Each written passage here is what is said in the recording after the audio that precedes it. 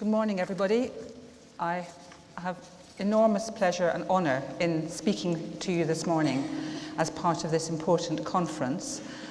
In starting the morning, looking back at the history of culture in crisis on the Korean Peninsula, I feel that we have millennia of time and no time to consider and to think about. I have 4 topics which I hope to interest you in the short time available to me. I am fortunate to have visited both Koreas in the course of my work at the Victoria and Albert Museum and in the British Library, and I'm particularly interested to think of Korea as a site for world culture, for cultural transmission, and for lessons for all of humanity about what happens when conflict visits in unexpected ways. Korea, as you see, is surrounded by China, by Russia, and by Japan. We will return to this geopolitical environment in a moment, but I want to begin by looking at an object which is not Korean, an object which is Chinese, a famous lacquer basket which was excavated in the early 20th century when Korea was a colony of Japan. This basket has row upon row of amazing 2,000-year-old paintings depicting people who honor their parents.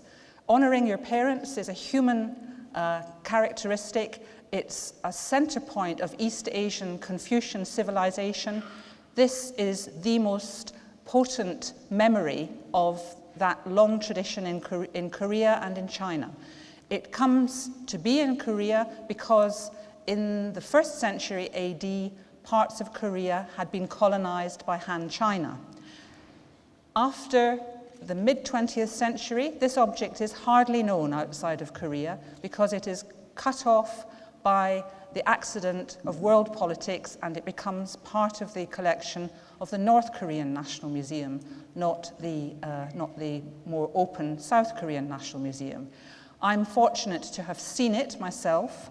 I'm also concerned to know where it might be now. And I think it's an object that just tells us so much about how culture expresses identity and culture crosses borders. That's my first Korean lesson of culture in crisis. My second point from Korea is about place, religion, and the spread of faith from continent to continent.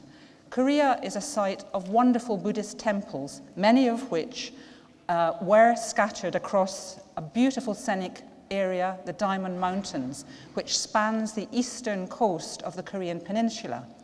It was much painted by the scholars of the 18th and 19th centuries. It's still the subject of inspiration to artists such as Mr. Hwang In-jae, who is an eminent North Korean print artist represented in our collection here.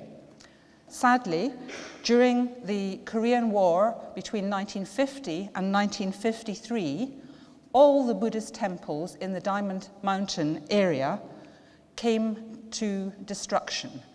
A huge heritage of human civilization and belief was lost as a protracted war and negotiations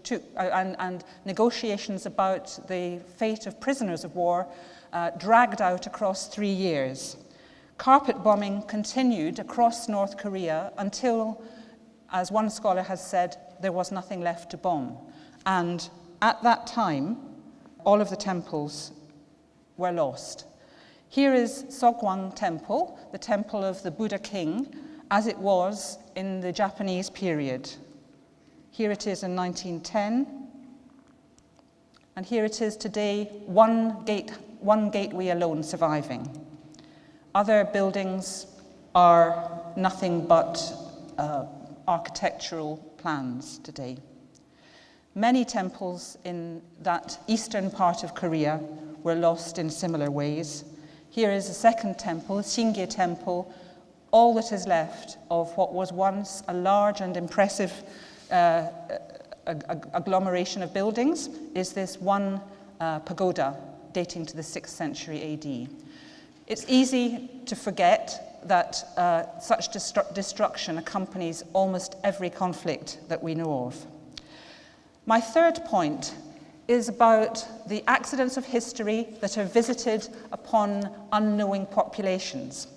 I'm turning now to the mid-19th century, when Korea, then known as the Hermit Kingdom, a resolutely closed society which treasured its status as a place apart with little contact outside its own borders, when that country came into conflict with the forces of expansionist colonial powers. Here we see, in the 1870s, American Marines attacking Kanghwa Island, which is near the capital, Seoul. Here we see battles on the same island.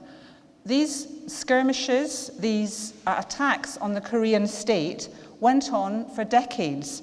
In the 1880s, we, the British, set up a garrison in the island of Komundo off the south of the Korean coast, naming it Port Hamilton and setting up our own station there.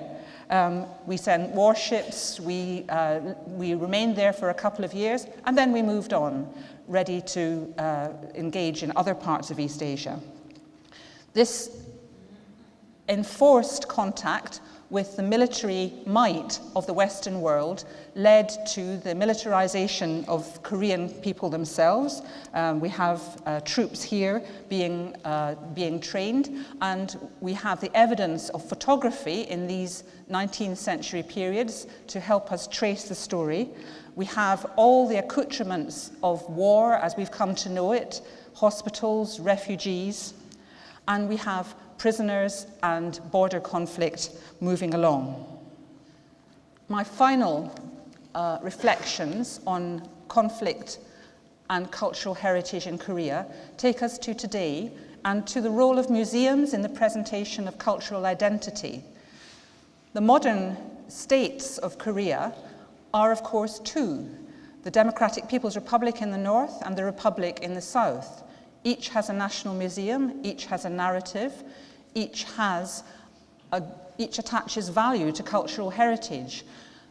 My message, I hope, is one that sees some optimism for culture over time as a unifying and strengthening element in public life, both tangible cultural heritage of the kind that we here in the museum world are so concerned with, and other cultural heritage of a literary or performative nature matter deeply to people all around the world, and that's the case in both Koreas.